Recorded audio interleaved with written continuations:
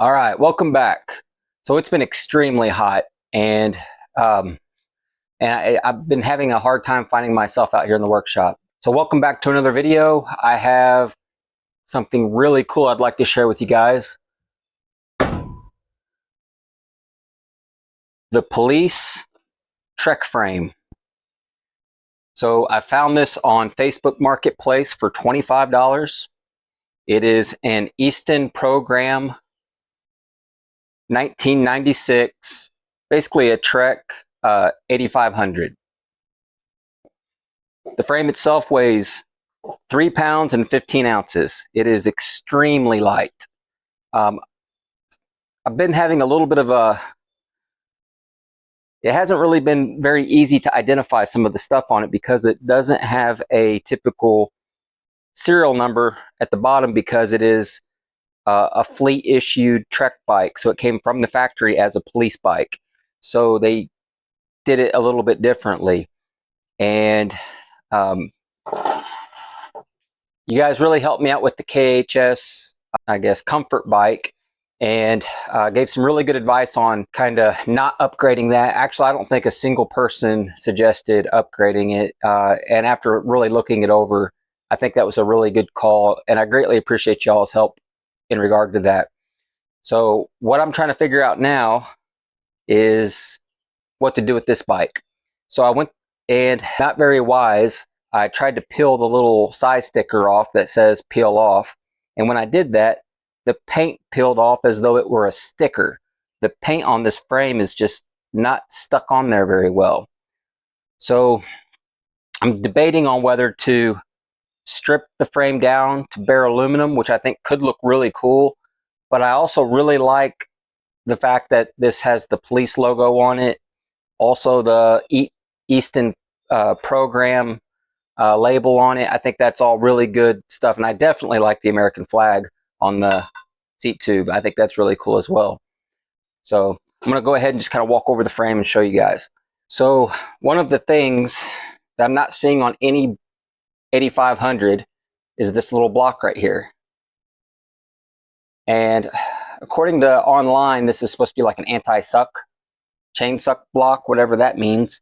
It does have tapped holes at the bottom. And you can see that it's been hit by something, probably the chain, quite a bit. The bike itself is in good shape, but the paint is in terrible shape. This thing has been roughed up, and you can see some pretty good gouges in there. I'll show you the front here. Look inside the head tube there. Now it's a little dark to go up in there, but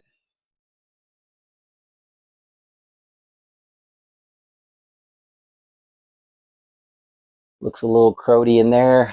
I'll have to clean that out. There's your Easton Program label.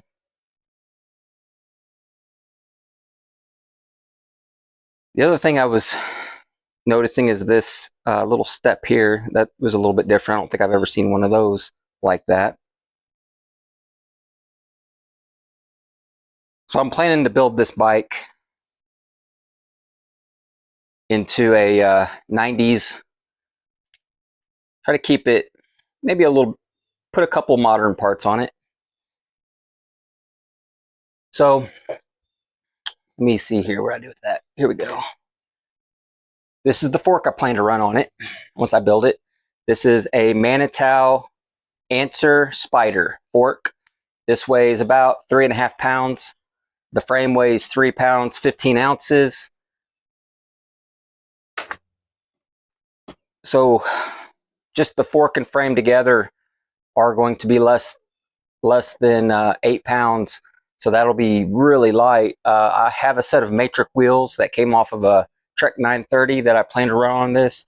I'm gonna have to relace the rear hub because it has the Uniglide, and it's an odd size Uniglide that has a, I can't even pull the Uniglide off of the hub.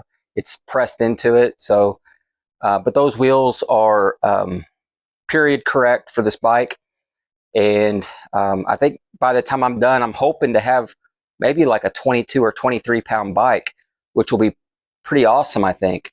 So when I say I was going to put a couple modern things on it, I'll probably use a modern stem and some modern bars, and that's probably about it. I do have a Shimano Dior XT derailleur. That whenever I bought this frame for $25, the guy threw in three Dior derailleurs. That was a tongue twister. And this SRAM 11 to 32 tooth 9-speed cassette. And between the XT derailleur and this cassette together is like, I think it's a pound or less. I think it was like 11. Well, I'd have to look at that again, but not very heavy, very light stuff. So I'm really excited about it. I think this is going to be an awesome build. So that'll be an upcoming video. The only thing I'm struggling with, and I really need y'all's help with, is what do I do with this paint? Should I go to the aluminum? I watched a video where a guy did do that. I can't remember what his channel was, but he took a 96 Trek 8500 and he sanded it down to the aluminum, and it looked really nice. It was really cool. I don't know whether I should do that or not, or maybe I should repaint it, or just leave it all scuffed up, kind of tell a story. I think that could be kind of cool too. But yeah, that's what I've got for today. And again, I want to thank you all for the good advice on the KHS comfort bike. And got a guy coming out today. I'm just going to sell it. I'm going to get it out of here, and kind of keep my eyes open for better deals and things that are a little bit more worthy of upgrading. So stay tuned for the next episode. Definitely subscribe. Likely there will be a build video coming up with this frame. It'll likely be a fairly period correct vintage bike build. So hope you enjoyed the video. That's all I got. Thank you for watching.